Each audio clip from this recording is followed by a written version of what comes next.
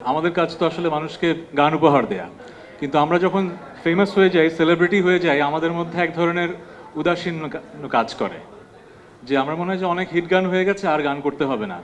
কিন্তু আমার মনে হয় যে আমরা যদি গান করতে থাকি তাহলে আমাদের লেগেসি বেঁচে থাকে। যে কারণে আমি ওনার এত প্রশংসা করলাম যে এত বছর ধরে হার্ড ওয়ার্ক করে উনি এখনও বেস্ট কাজটা দিয়ে যাচ্ছেন। আমার মনে হয় মিউজিক ইন্ডাস্ট্রিতে আমরা এটা কম করছি। সো আত্মসমালোচনার জায়গা থেকেই গান বেশি করব, এবং রিমার্কের সাথে যেই আমার যুক্ত হওয়া, প্রতি মাসে একটা করে আমি গান আপনাদেরকে উপহার দেব। আমার ভাগ্য ভালো যে আমার ট্রিটমেন্ট চলছে, এবং আমি সরি, আমার গলার যে প্রবলেমটা ছিল, ট্রিটমেন্ট চলছে, এখন ভালো অবস্থায় আছি। কিন্তু যেটা হয় যে কনসার্টে 10-12টা গান গাওয়ার পরে আর গাওয়া সম্ভব হয় না।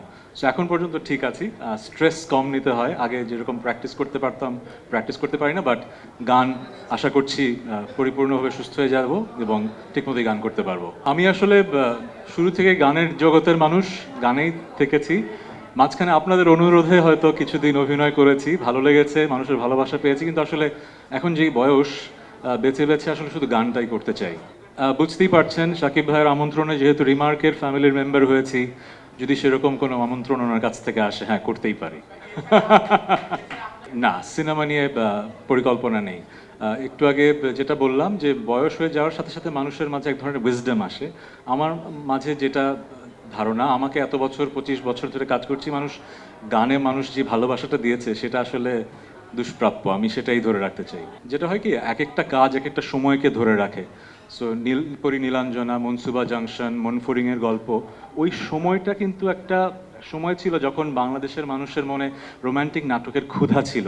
সো শিহাব শাহীন, আমরা যারা যেই টিমটা ছিলাম, আমরা ওই ক্ষুধাটা মেটাতে পেরেছি। এরপরে কিন্তু একটা সময় আসলো যখন মানুষ ভাবলো যে অনেক রোমান্টিক নাটক হয়ে গেছে, এখন থ্রিলার দেখতে চায়। এখন দেখবেন ওটিটিতে শুধু থ্রিলার বেস কাজ হচ্ছে। সো প্রত্যেকটা সময়ের একটা আবেদন থাকে। এখন যেহেতু সেই সময়টা যাচ্ছে, সেরকম কাজ হচ্ছে। আবার একটা সময় থ্রিলারেও মানুষ হয়তো বোর্ড হয়ে যাবে, তখন আবার হয়তো রোমান্টিক নাটকের চাহিদা হবে, তখন আবার হতে হবে। আমরা যারা কাজ করি, আমরা তো খারাপ কাজ কখনো করতে চাই না, আমরা ভালো কাজ করতে চাই। কিন্তু মানুষের টেস্ট প্রোফাইল, রুচি তো ভিন্ন রকম হয়। আপনি 18 কোটি 20 কোটি মানুষের সবাইকে তো এক জিনিস পছন্দ করাতে পারবেন না। যেরকম গত পরশুদিন আমার একটা গান রিলিজ পেয়েছে, গানটার নাম হচ্ছে ভুলে যাব। যে কোম্পানিটা গানটা প্রডিউস করেছে, তারা গ্লোবাল স্ট্যান্ডার্ডে করতে চেয়েছে বলে ল্যাটিন আমেরিকার একজন ডিরেক্টরকে, স্বনামধন্য ডিরেক্টরকে হায়ার করেছে। হলিউড হিলসে একটা ম্যানশনে ভিডিও করা হয়েছে, অসাধারণ ভিডিও হয়েছে।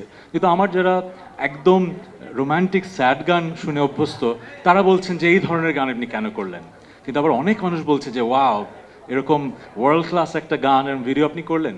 সো আমরা আসলে ভালো খারাপ কি সেটা জাজমেন্ট দেওয়ার মানুষ না, আমরা সৃষ্টিশীল মানুষ, আমরা সৃষ্টি করব। আপনারা দর্শক শ্রোতারা যেটা ভালোবাসবেন সেটা টিকে যাবে, যেটা ভালোবাসবেন না সেটা হারিয়ে যাবে।